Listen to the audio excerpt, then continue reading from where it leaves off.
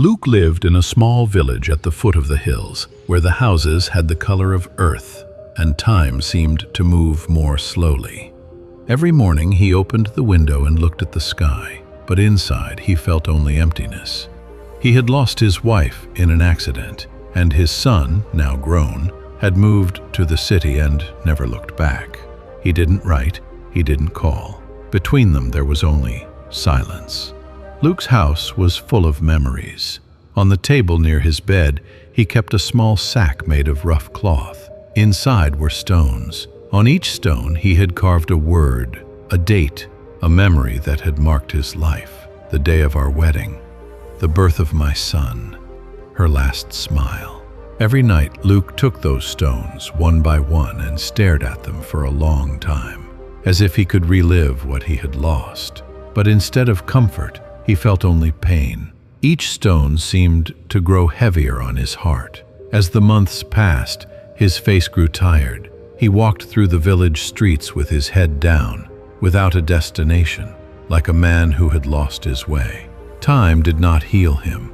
Every day looked the same, and his mind always returned to the past, like a chain he could not break. One morning, tired of himself and the world, Luke decided to leave.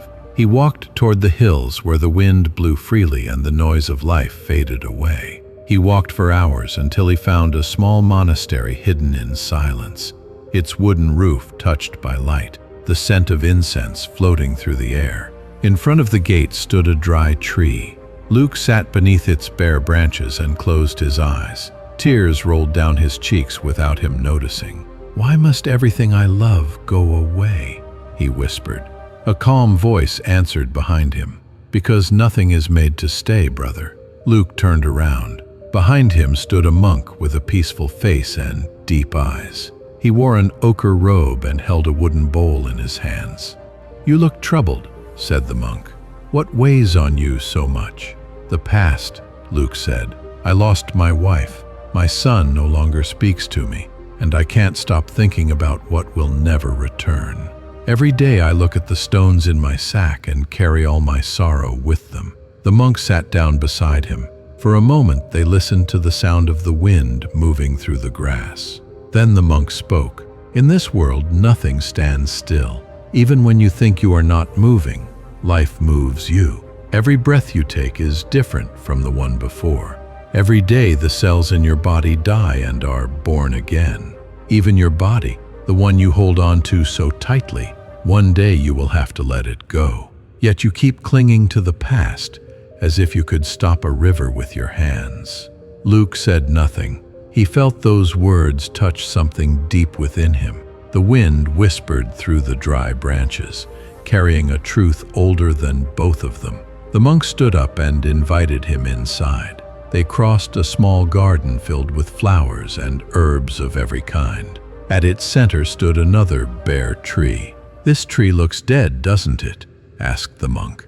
Luke nodded. "Yet every year it blooms again. It lets the wind take its leaves, but it does not despair. It has learned that losing does not mean ending. It means making space for what is new." Luke looked down. "How can one learn to let go?" he asked. The monk smiled. "It cannot be learned in a single day, but there are 4 paths that may guide you. Listen and practice them each day. The first is to observe without holding.